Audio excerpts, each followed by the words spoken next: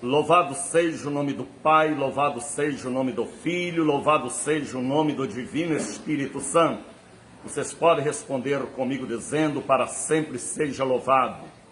Aqui quem vos fala é um missionário da Ordem de Cristo, Daniel de Oliveira, bispo por consagração e vontade de Deus. Estamos aqui fazendo uma filmagem especial. Vocês estão vendo aqui no fundo a parte da Cidade Baixa de Salvador, lá no alto, a Igreja da Idolatria do Bonfim, todos os bairros da Cidade Baixa.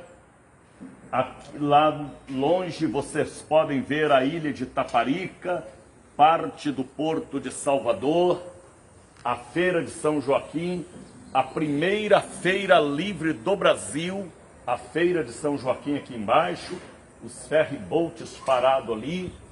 Nós estamos aqui no salão de eventos da nossa sede, aqui no bairro da Liberdade, igreja que é onde está o útero da Casa da Bênção na Bahia, onde temos o tanque batismal. Esta parte aqui é uma parte de eventos onde reunimos para as confraternizações. E louvado seja Deus por estarmos transmitindo esta palavra. A minha Bíblia está aberta em Lucas, capítulo de número 24. O capítulo 24 de Lucas nos fala em uma das promessas mais profundas que Jesus fez aos seus apóstolos, aos seus discípulos e a todos nós. Olha que palavra poderosa. Lucas 24, 49 diz assim: eis que sobre vós, vós quem? A igreja, os discípulos, os servos de Deus. Eis que sobre vós eu envio a promessa do meu Pai. Promessa que já vem de Deus pelos profetas e patriarcas. E Jesus fala: eis que sobre vós eu envio a promessa do meu Pai. Ficai em Jerusalém, até que do alto sejais revestidos de poder. Este poder é um poder sobrenatural, que não vem de uma faculdade, não vem de uma formação acadêmica, é o poder que vem do trono da divina graça. Tipo assim, o que Isaías viu em sua visão e em sua revelação. Então, graças a Deus, porque esta promessa de Jesus, ele não é homem para que minta e nem filho do homem para que se arrependa, cumpriu-se. E dentre as muitas promessas também, ele fala em João 14, 18, uma outra palavra tremenda, forte, muito espiritual. 14, 18, ele diz assim na sua promessa, olha que palavra poderosa: não vos deixarei órfãos, voltarei para vós. Como ele voltaria para nós? Através da presença do Espírito Santo, a terceira pessoa da Trindade augusta e divina. Porque quem está na igreja hoje, adornando a igreja, enfeitando a igreja, consolando a igreja, fortalecendo a igreja, é Ele, o Espírito Santo, e preparando a noiva para o encontro com o Senhor no grande e tremendo dia do arrebatamento da igreja, que estamos bem próximo. Aí nós vamos lá para Atos dos Apóstolos, capítulo de número 2. Capítulo 2, todos nós cristãos conhecemos muito bem, que fala sobre a descida do Espírito Santo. Cumpriu-se esta profecia, a profecia que foi registrada por Lucas, 50 dias depois da ressurreição de Jesus. Cumpriu-se a profecia. A Bíblia fala aqui no capítulo 2, cumpriu-se o dia de Pentecostes, a festa da safra, da colheita, estavam todos reunidos no mesmo lugar. Apóstolos, discípulos, pessoas convertidas, entre eles a mãe de Jesus, estavam todos reunidos no mesmo lugar.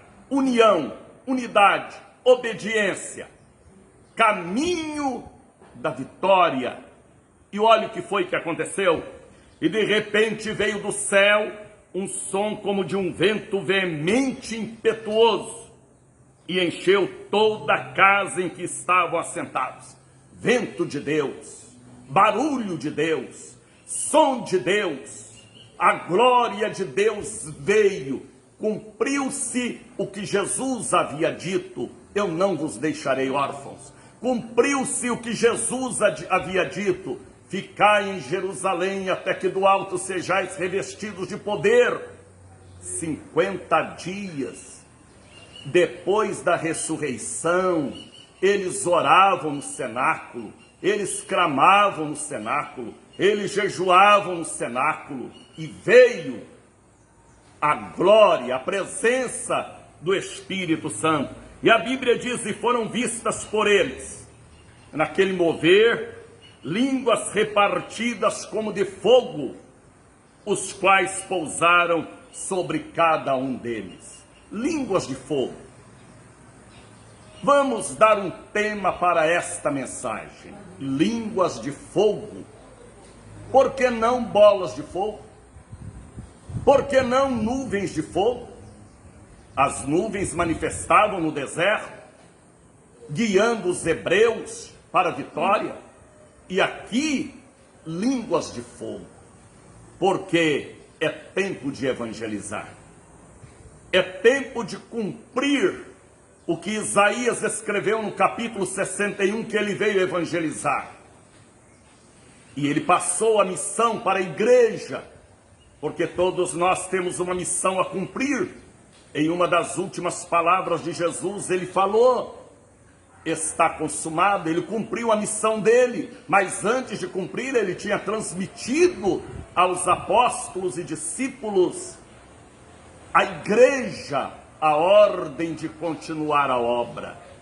Línguas repartidas como de fogo.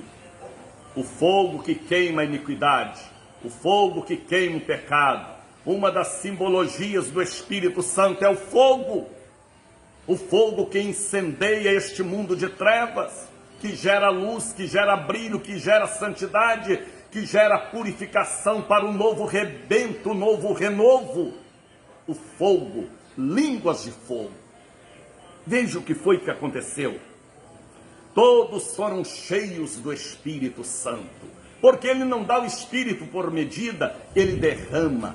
Todos foram cheios do Espírito Santo e começaram a falar em outras línguas, conforme o Espírito Santo lhes concedia que falasse. E em Jerusalém estavam habitando judeus, varões religiosos de todas as nações que estão debaixo do céu. E correu aquela voz, ajuntou uma multidão e estava confusa, porque cada um os ouvia falar na sua própria língua. E todos pasmavam e maravilhavam, dizendo uns aos outros: pois que não são galileus todos estes homens que estão falando? Como, pois, ouvimos falar cada um na nossa própria língua que somos nascidos? Evangelização. Poder do Espírito para evangelizar, em tempo e fora de tempo, na paz ou na guerra, na alegria ou na tristeza. É tempo de evangelizar. Ali estavam partos, medos, elamitas, os que habitam na Mesopotâmia, na Judéia, na Capadócia, ponto da Ásia, Frígia, Panfilha, Egito, partes da Líbia, junto a Cirenes, forasteiros romanos, tanto judeus como prosélitos. Forasteiros romanos, como judeus, como os prosélitos. Quem são estes? Estes que estavam ali na descida do Espírito Santo e que levaram o Evangelho para a Europa, para o país de Gales, e ali a Europa foi evangelizada. houve um avivamento,